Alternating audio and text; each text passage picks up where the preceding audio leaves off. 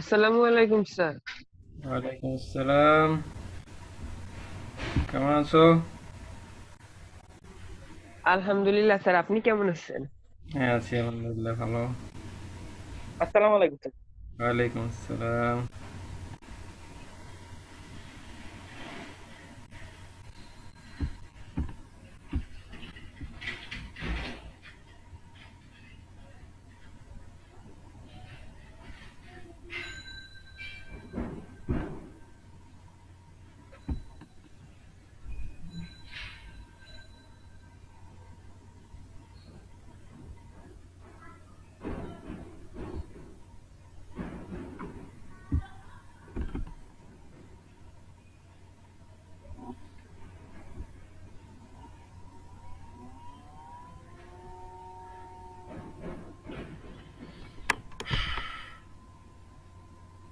ঠিক আছে, তাহলে সবাই ভালো আছো তো?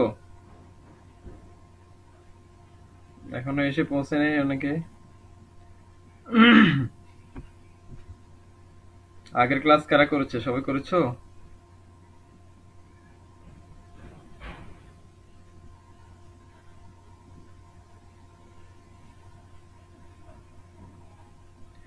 ঠিক আছে, আজকে আমরা আলোচনা করব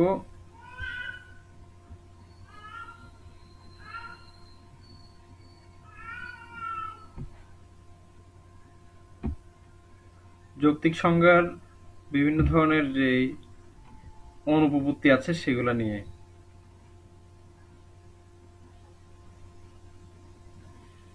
গত ক্লাসে একটা এসডব্লিউ দিয়েছিলাম, সেটা করেছো? একটু দেখাও তো, রাফিদ। স্যার এইচডব্লিউ মনে নাই স্যার, যে দিছিলেন স্যার, হ্যাঁ, হ্যাঁ। ভুলে গেছিলাম স্যার একদম।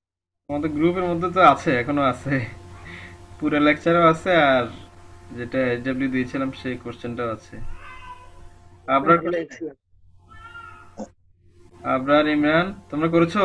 না স্যার, এই কোয়েশ্চেনটা পড়ছি, হ্যাঁ। করিনি। হ্যাঁ, নাকি বুঝো নাই? আসসালামু আলাইকুম। ওয়ালাইকুম আসসালাম। কি খবর রাইসুল স্যার? স্যার এই তো ভালো। আচ্ছা, ঠিক আছে। কোথায় আছো, বাসায় নাকি গাছতলায়? স্যার বাসায় আছি, নিজের রুমে। গ্রামে না ঢাকা? গ্রামে স্যার। আচ্ছা, আচ্ছা, ঠিক আছে। ভালো, প্রকৃতির মধ্যে থেকে গাছের আড়ালে ডালে বসে মতো পড়ালেখা করা যায় এখন। আচ্ছা, ঠিক না আছে। স্যার, গত নিজের ক্লাস রুমে। মনে হয় আসতে পারো নাই, নেটওয়ার্কের সমস্যা ছিল হয়তোবা। আমি স্যার এখন এই চেষ্টা বৃষ্টি করি হয়েছিল। গ্রুপের মধ্যে লেখাগুলো দিয়ে দেওয়ার জন্য। ইমরান, কি অবস্থা? স্যার করেছো? গ্রুপ এরিয়া ভালো নেই। গ্রুপে দেখো নাই? না স্যার, আসতে পারি না স্যার এই কয়দিন, ও, নেটওয়ার্কের সমস্যা ছিল। বুঝতে পারছি। ইমরান, তুমি করেছো? এইচডব্লিউ করেছো?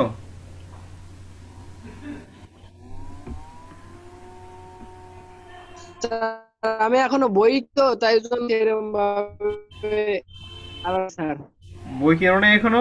আজকে কালকে আজ আচ্ছা, ঠিক আছে, তাহলে চেষ্টা করবা তাড়াতাড়ি বইটা কিনে। না স্যার হ্যাঁ। করতে জি স্যার, আজকে কিনবো। ঠিক আজকে আছে। কিনবো স্যার। স্যার আচ্ছা, আচ্ছা। অক্ষর পাড়া কিনবো না, যেটা ফার্স্ট ইয়ারে কি কিনেছো ওইটাই কিনো, সমস্যা নেই। আচ্ছা। বই কিনবো। ইয়ামুল আমিন অনেক চেষ্টা করতেছে আসার জন্য, কিন্তু নেটওয়ার্কের ও, কারণে স্যার, আচ্ছা। ঢুকতে পারতেছে না। আচ্ছা। আর সোহাইব আর লিপুকে তো এই, করোনার কারণে কোথাও যায় সামাজিক দূরত্ব বজায় রাখতেছে কিনা জানি না। আচ্ছা, ঠিক আছে, তাহলে আজকের ক্লাসে আমরা আলোচনা বলছিলাম আমি আমাদের প্রথম চ্যাপ্টার থেকে দুইটা তিনটা ক্লাস করব, দুইটা আজকে, দ্বিতীয় আরেকটা ক্লাস করব আমরা। তিনটা ক্লাস করলে আশা করি শেষ হয়ে যাবে। তো আজকের ক্লাসের পড়াগুলো দেখতে পাচ্ছ।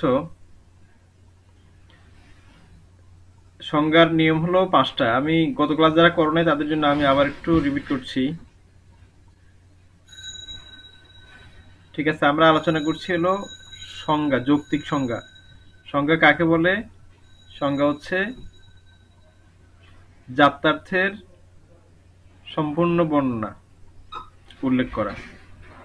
ঠিক আছে, সংজ্ঞায় সংজ্ঞাপদের সম্পূর্ণ জাত্যার্থ উল্লেখ করা, অর্থাৎ জাত্যার্থ যেটা আছে সেটাই পুরো উল্লেখ করলেই সংজ্ঞা হয়ে যাবে, আর বাড়তি কিছু লাগবে না, কমও কিছু করা যাবে না। সম্পূর্ণ জাত্যার্থ উল্লেখ করলেই সংজ্ঞা হবে। আর জাত্যার্থ কাকে বলে?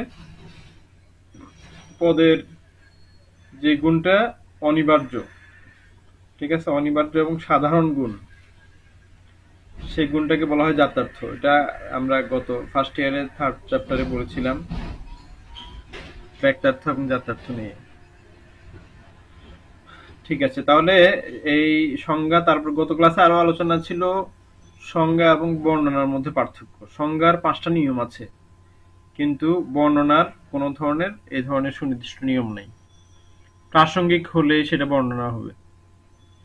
ঠিক আছে, ইয়ামুল আমিন একজন ভালো ছেলে, ক্লাসের সময় মতো আসে, পড়াগুলো রেডি করে, ঠিক আছে, তারপরে হোমওয়ার্ক করে।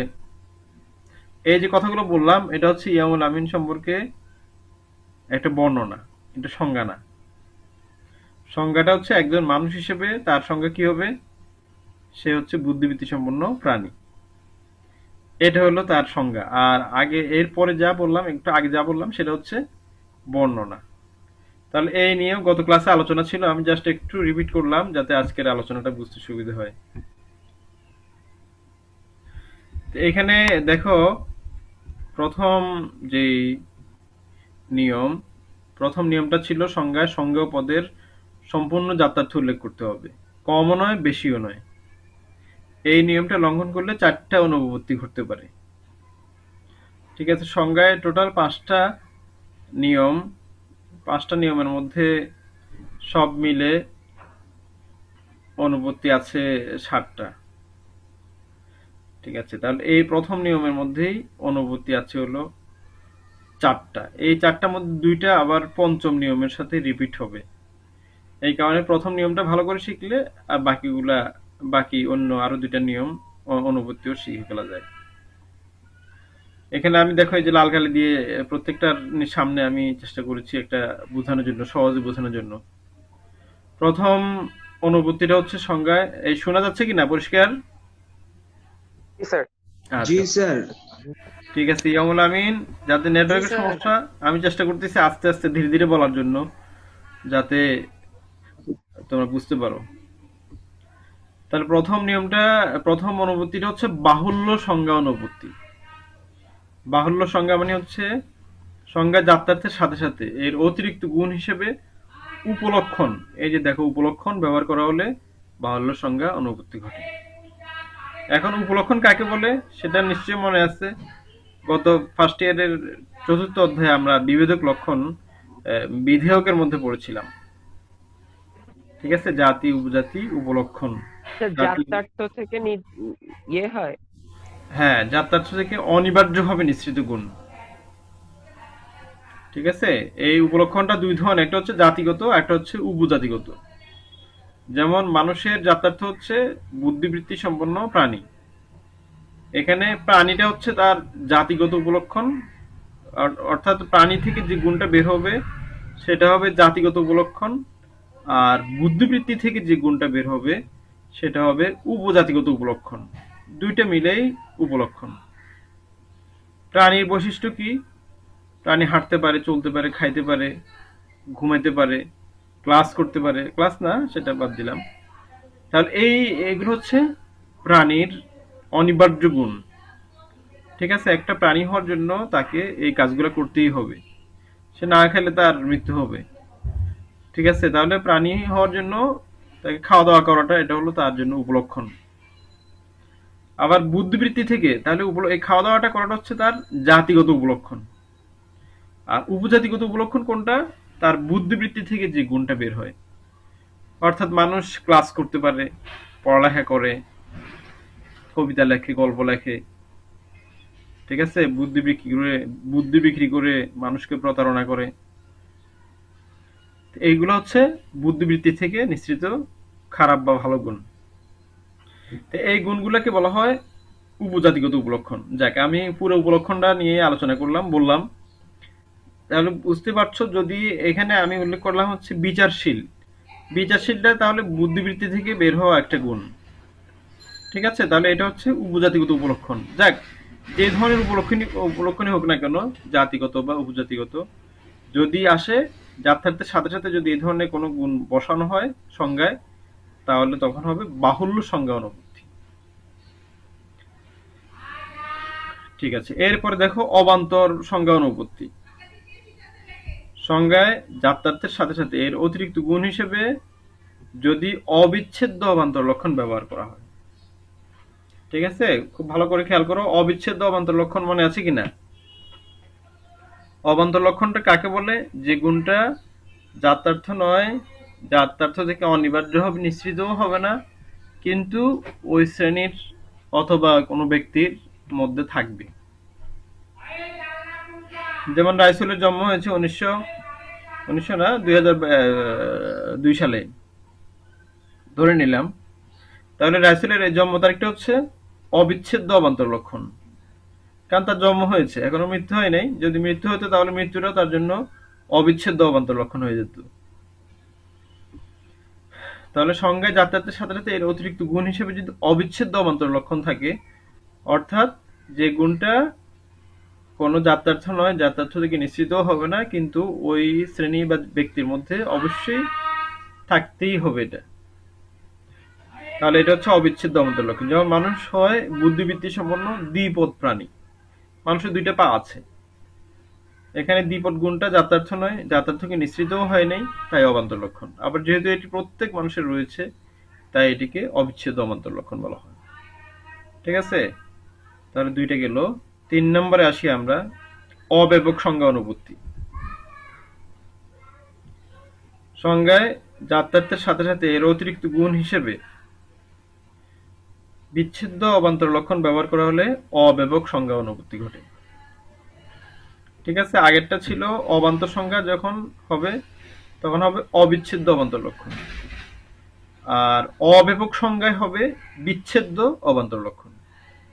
দুইটাতে অবান্তর লক্ষণ থাকবে, ঠিক আছে, কিন্তু একটা হচ্ছে অবিচ্ছেদ্য আর একটা হচ্ছে বিচ্ছেদ্য।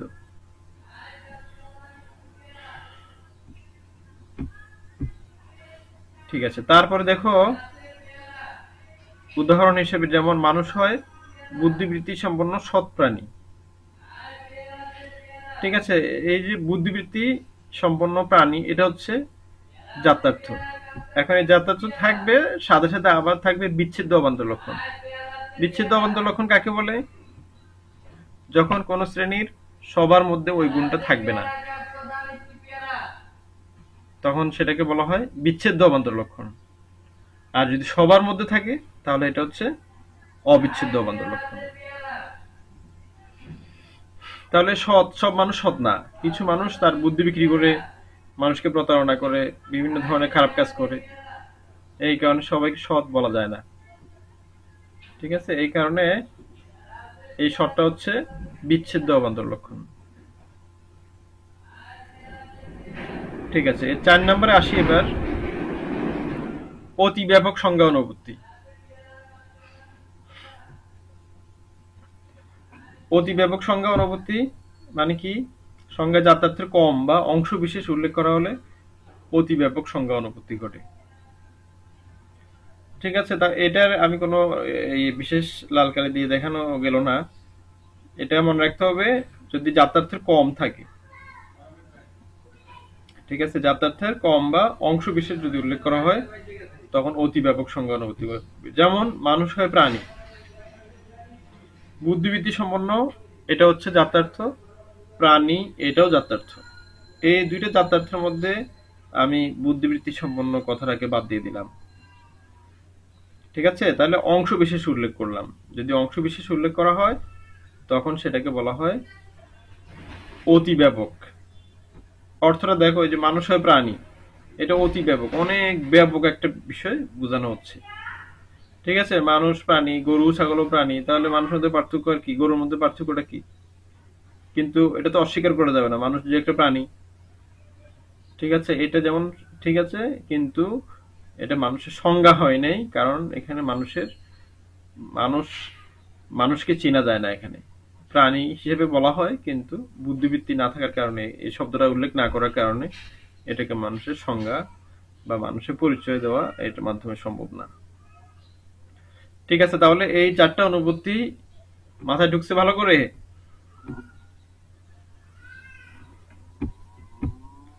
একটু পরে, হ্যাঁ একটু পরে আমি আবার জিজ্ঞেস করব।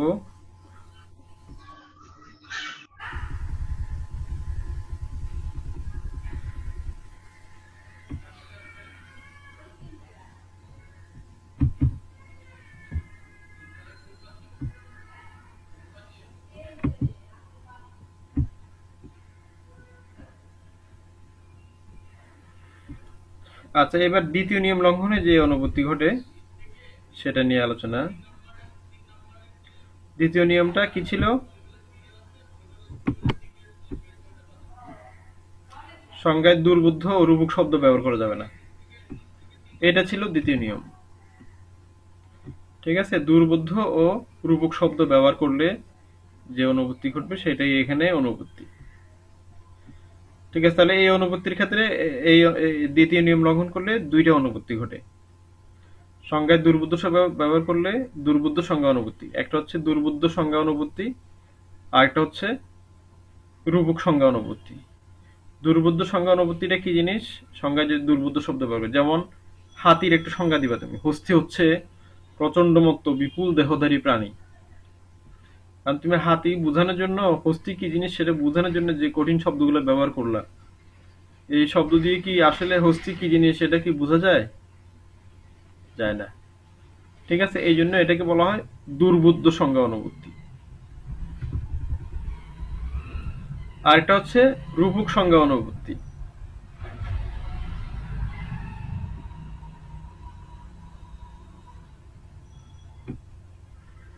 রূপক সংজ্ঞা অনুভূতি কি জিনিস? যখন সংজ্ঞায় রূপক শব্দ ব্যবহার করা হয়। সহজ, একদম সহজ কথা এটা। সংজ্ঞায় যখন রূপক শব্দ ব্যবহার করা হয়, যেমন চরিত্র হচ্ছে জীবনের মুকুট। ঠিক আছে, চরিত্র হচ্ছে জীবনের মুকুট। এখন চরিত্র আসলে কি জিনিস এটা কি বোঝা গেল এই শব্দের মাধ্যমে? না, এখানে চরিত্রের যাত্রার্থ উল্লেখ করা হয় নাই। এই কারণে এটাকে বলা হয় রূপক সংজ্ঞা অনুভূতি। ঠিক আছে, তাহলে দ্বিতীয় নিয়ম লঙ্ঘনে অনুভূতি ঘটে 2টা, একটা হচ্ছে দুর্বোধ্য সংজ্ঞা অনুভূতি, আর একটা হচ্ছে রূপক সংজ্ঞা অনুভূতি।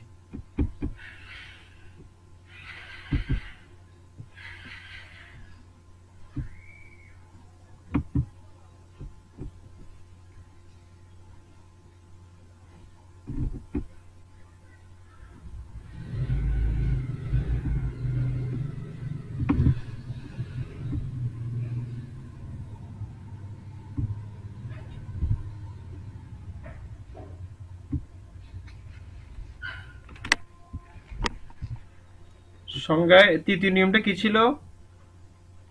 সংজ্ঞায় একই শব্দ বা সমার্থক শব্দ ব্যবহার করা যাবে না। ঠিক আছে, এই তৃতীয় নিয়ম লঙ্ঘনের কারণে অনুভূতি ঘটে একটা। ঠিক আছে, সেই অনুভূতিটার নাম হলো চক্রক সংজ্ঞা অনুভূতি। চক্রক সংজ্ঞা সমার্থক শব্দ ব্যবহার করলে চক্রক সংজ্ঞা অনুভূতি ঘটে। যেমন মানুষ হচ্ছে আদম সন্তান। ঠিক আছে, যেমন একদম সহজ কথা এটা, আমি যদি একই শব্দ দিয়ে, যেমন যদি হস্তির সংজ্ঞা দিয়ে, যদি হস্তি হচ্ছে হাতি, ঠিক আছে, যদি এভাবে বলি তাহলে এটা হবে চক্রক সংজ্ঞা অনুভূতি। তাহলে তৃতীয় নিয়ম লঙ্ঘনে একটা অনুভূতি ঘটে। এবার আসি চতুর্থ নিয়ম লঙ্ঘনে, এখানেও একটা অনুভূতি ঘটে, সেটাকে বলা হয় নয়ার্থক সংজ্ঞা অনুপত্তি।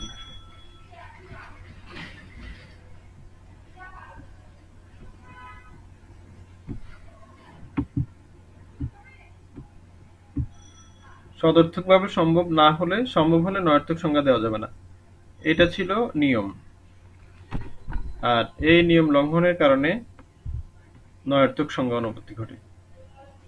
ঠিক আছে, নয়ার্থক শব্দ ব্যবহার করলে এই অনুপত্তি ঘটে। যেমন আমরা যদি বলি মানুষ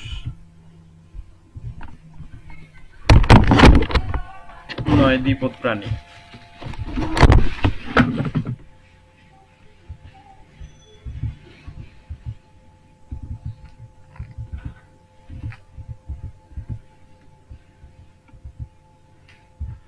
এটা হচ্ছে নয়ার্থক সংজ্ঞার অনুপত্তি। আচ্ছা ঠিক আছে, এবার দেখো তাহলে তিনটা নিয়ম গেল, চতুর্থ নিয়ম লঙ্ঘনে একটা অনুপত্তি গেল, সেটাও দেখালাম। এবার হলো পঞ্চম নিয়ম লঙ্ঘনে অনুপত্তি।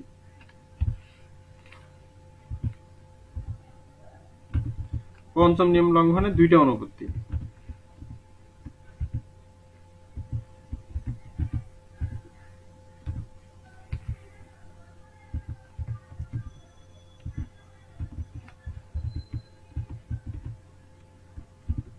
এটা একবারে প্রথম নিয়মে যা ছিল সেটাই।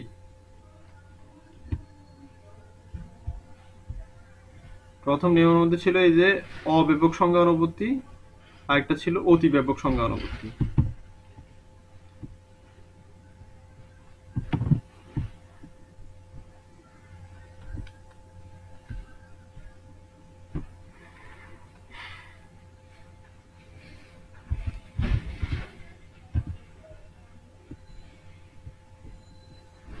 তাহলে অব্যাপকটা কি জিনিস মনে আছে? এই আগে যা ছিল সেটাই, এখানে অন্য কিছু নেই।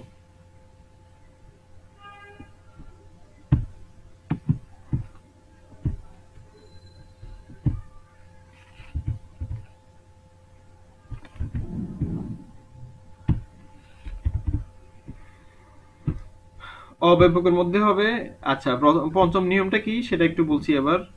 সংজ্ঞায় সংজ্ঞেয় পদ ও সংজ্ঞার্থ পদের যাতার্থ একই সমান হবে, এটা ছিল পঞ্চম নিয়ম। কিছু আসতেছে না, হ্যাঁ স্ক্রিনে আসছে না স্যার। কোথায় গেল? জি স্যার, এবার আসছে। আচ্ছা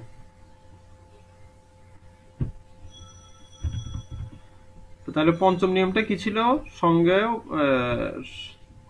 সংজ্ঞার্থ পদ এবং সংজ্ঞেয় পদের ব্যাক্তার্থ সমান হবে। জি স্যার। ঠিক আছে, এখন এই ব্যাক্তার্থ যখন সমান হবে তখন এই নিয়মটা যদি লঙ্ঘন করা হয় তখন দুইটা অনুপত্তি ঘটবে, একটা হচ্ছে অব্যাপক অনুপত্তি আর একটা হচ্ছে অতি ব্যাপক সংজ্ঞা অনুপত্তি। এখন অব্যাপক কাকে বলে সেটা আমরা আগে যা পড়েছি একই কথা। ঠিক আছে, তারপরেও এটা যখন বইয়ের মধ্যে আছে,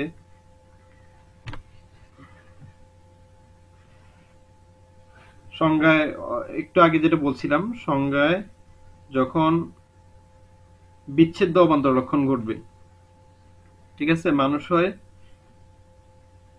সভ্য অথবা সৎ বুদ্ধিবৃত্তি সম্পন্ন প্রাণী, তখন সেটা হবে অব্যাপক সংজ্ঞা অনুপত্তি। ঠিক আছে, তাহলে আরেকটা হচ্ছে অতি ব্যাপক। অতি ব্যাপকটা কি জিনিস? যখন যাত্রার্থ সম্পূর্ণ উল্লেখ করা হবে না। যাত্রা উল্লেখ না করলে কি হবে? মানুষ হয় একটা প্রাণী। ঠিক আছে, তাহলে দেখা যাচ্ছে মানুষের এখানে যখন এই যাত্রার্থ কমে গেল, ঠিক আছে, যাত্রার্থ কমে গেলে ব্যাক্তার্থ বেড়ে যায়। সে একটা নিয়ম মনে আছে অবশ্যই তোমাদের, যাত্রার্থ এবং ব্যাক্তার্থের মধ্যে। তাহলে অতি ব্যাপক সংজ্ঞার মধ্যে যখন যাত্রার্থ কমে গেল, বেড়ে গেল, তখন ব্যাক্তার্থ কমে যায়। যেমন এখানে যাত্রার্থটা কি ছিল? মানুষ হয় প্রাণী। ঠিক আছে, তাহলে প্রাণীটা এখানে দুইটা যাত্রার্থ ছিল, বুদ্ধিবৃত্তি সম্পন্ন প্রাণী।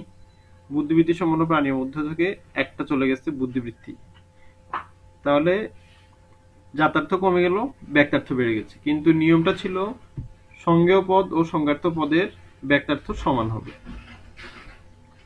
ঠিক আছে, দাগ দিচ্ছ কে এখানে?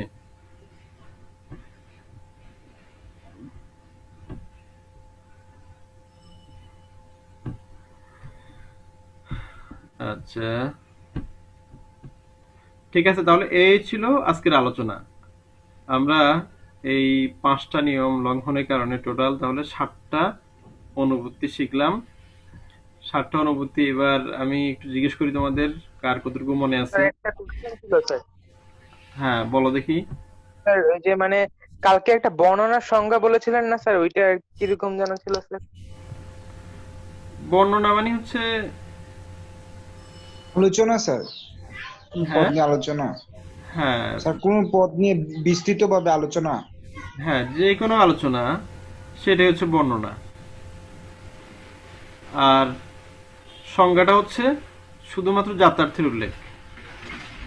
ঠিক আছে, জি স্যার। আচ্ছা আর কোনো প্রশ্ন? না স্যার আর নাই।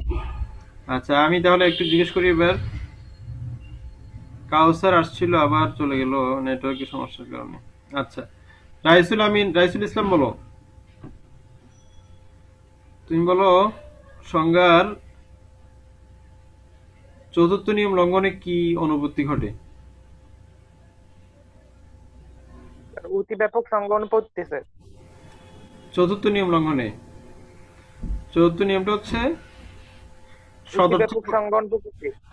হ্যাঁ হ্যাঁ নয়ার্থক সংজ্ঞা অনুভূতি ঘটে। ঠিক আছে, এটা কখন হয়? যখন নয়ার্থক শব্দ ব্যবহার করা হয়। একটু উদাহরণ দাও।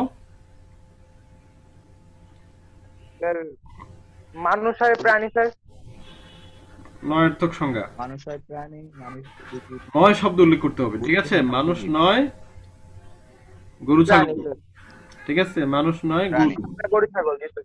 ঠিক আছে, আমরা বলেছিলাম মানুষ হয় বুদ্ধিবৃত্তি সম্পন্ন প্রাণী। আর যদি আমি বলি মানুষ নয়, গরু ছাগল। হ্যাঁ গরু ছাগল অথবা বুদ্ধিবৃত্তিহীন প্রাণী অথবা দ্বিপদ প্রাণী। ঠিক আছে, এটা চতুষ্পদ প্রাণী এইভাবে যদি বলি তাহলে এটা হবে নয়ার্থক সংজ্ঞা অনুভূতি। আচ্ছা রূপক সংজ্ঞা অনুভূতি কি জিনিস দেখি, কে বলবো? আবরার বলো দেখি, রূপক সংজ্ঞা অনুভূতি কাকে বলে? রূপক সংজ্ঞা অনুপপত্তি হচ্ছে সংজ্ঞায় রূপক শব্দ ব্যবহার করলে যে অনুপপত্তি হয়। আচ্ছা যেমন এই যে আমি যেটা বলছি এটা ছাড়া অন্য একটা উদাহরণ দাও দেখি। আম, তার পরিশ্রম হচ্ছে সাফল্যের চাবিকাঠি। ঠিক আছে, ভেরি গুড। এইটা হচ্ছে রূপক শব্দ দিয়ে বলা। পরিশ্রম হচ্ছে সৌভাগ্যের প্রসূতি, চাবিকাঠি। ঠিক আছে, সুন্দর। আচ্ছা এবার আর রাফিদ তো আমাকে প্রশ্ন করেছে, এবার তোমাকে প্রশ্ন করি আমি। প্রথম নিয়ম লঙ্ঘনের কারণে কয়টা অনুভূতি ঘটে বলো? স্যার বাহুল্য সংজ্ঞা অনুপত্তি স্যার, যাত্রার্থ উপলক্ষণের। হ্যাঁ, এর নামগুলো বলো, 4টা অনুভূতি কি কি? একটা বাহুল্য সংজ্ঞা অনুভূতি, আরেকটা স্যার অবান্তর, অবাস্তব, অবান্তর। অবান্তর, জি স্যার অবান্তর। হ্যাঁ, আর একটা স্যার অব্যাপক স্যার। আরেকটা আরেকটা অভিব্যাপক স্যার। অতি ব্যাপক। Very good. অতি ব্যাপক স্যার, জি স্যার নামটা। হ্যাঁ ঠিক আছে। অতি ব্যাপক। আচ্ছা ঠিক আছে, তাহলে এবার ও। এরপরে রাইসুল তো একবার বলেছো বলো নাকি? ইমরান বলো নাই মনে হয়। ইমরান আমি বলো বলি এবার। নাই, স্যার। হ্যাঁ ইমরান বলো। হ্যাঁ এবার আমি কি জিজ্ঞেস করবো? ইমরান বলবে বাহুল্য সংজ্ঞা অনুভূতি কাকে বলে? নেটওয়ার্কের কি অবস্থা ইমরান, বুঝা যাচ্ছে? একাধিক শব্দ মানে কি একই শব্দ বারবার ইউজ করলে একই শব্দ বারবার আসে।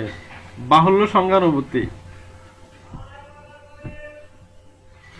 বাহুল্য সংজ্ঞা অনুভূতি কাকে বলে?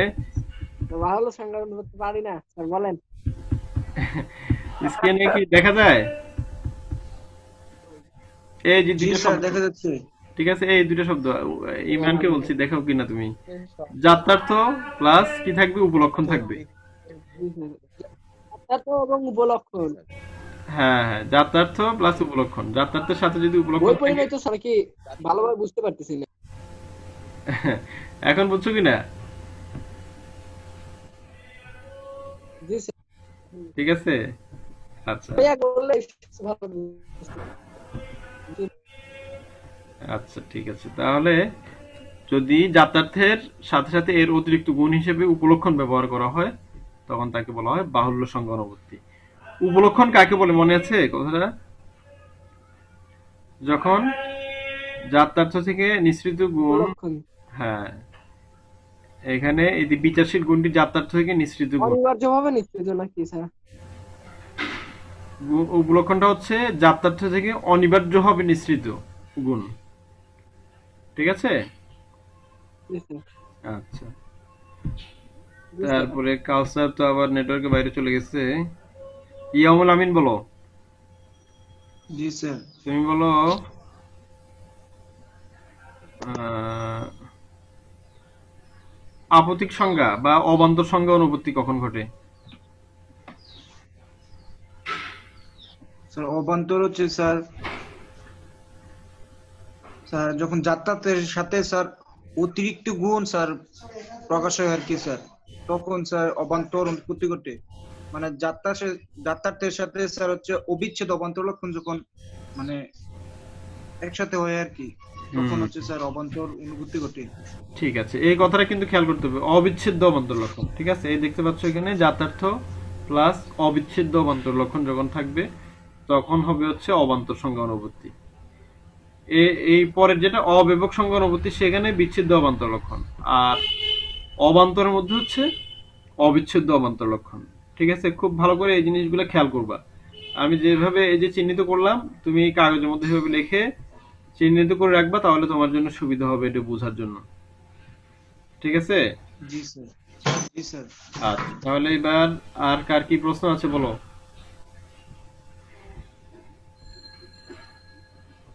রাফিদ, আর কোনো প্রশ্ন স্যার আছে? রূপকটা আরেকবার বুঝিয়ে দিন স্যার।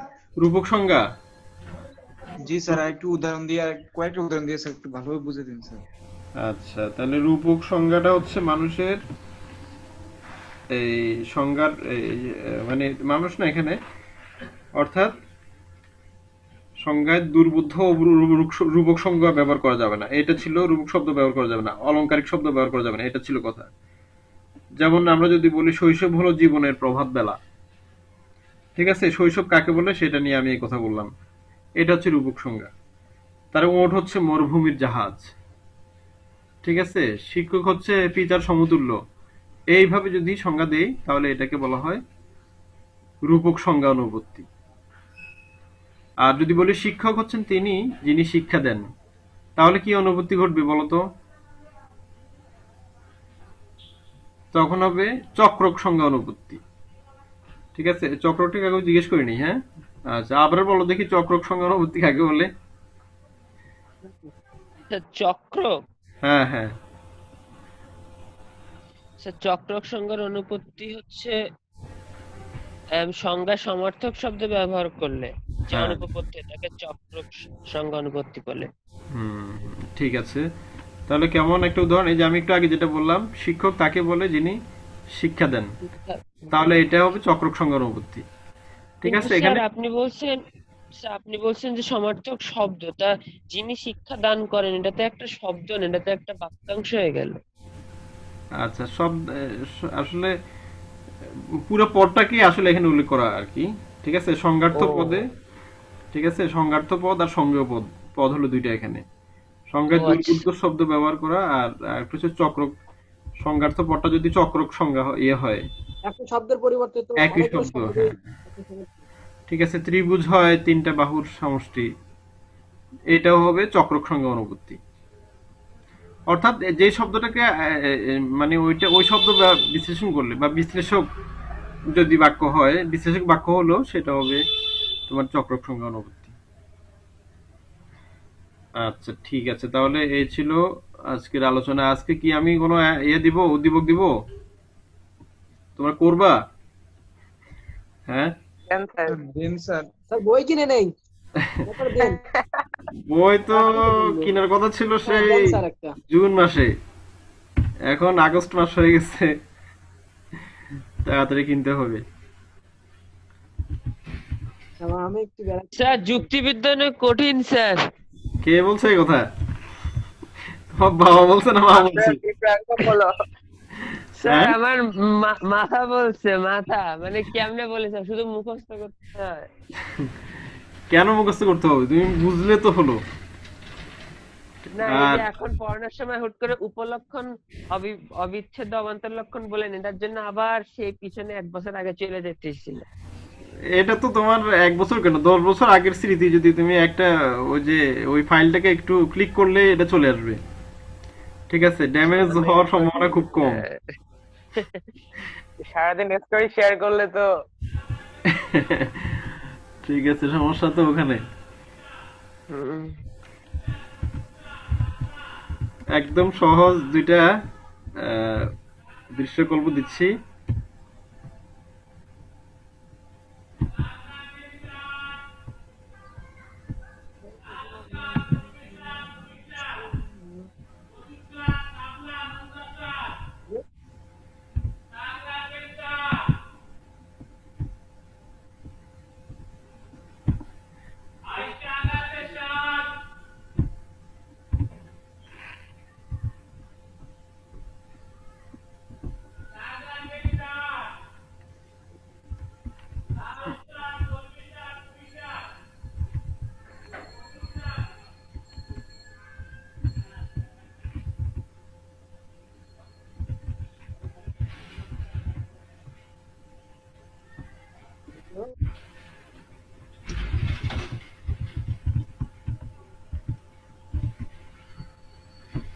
ঠিক আছে, একবারে পড়া থেকে দিলাম আমি। এখানে শুধু আমি গ আর ঘ প্রশ্নটা দিচ্ছি।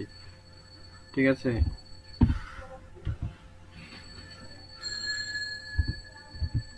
এই চ্যাপ্টার প্রশ্নগুলো আনসার করা খুবই সহজ, একটু খেয়াল করে লিখতে পারলে হয়।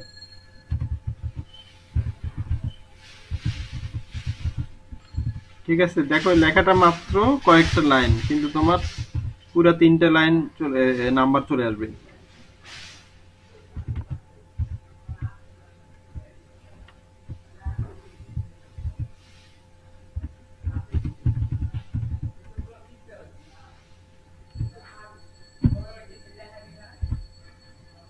স্যার মানুষ নয় দ্বিপদী জীব বা দ্বিপদী প্রাণী, এখানে ভুল কি?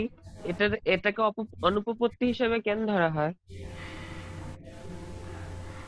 এখানে যদি আচ্ছা দ্বিপদ না বলে চতুষ্পদ বলো, তাহলে আরো ই হবে। ঠিক আছে, ও সরি, হ্যাঁ মানুষ নয় চতুষ্পদী প্রাণী, তো হ্যাঁ। এখানে ভুলটা কি? ভুলটা হচ্ছে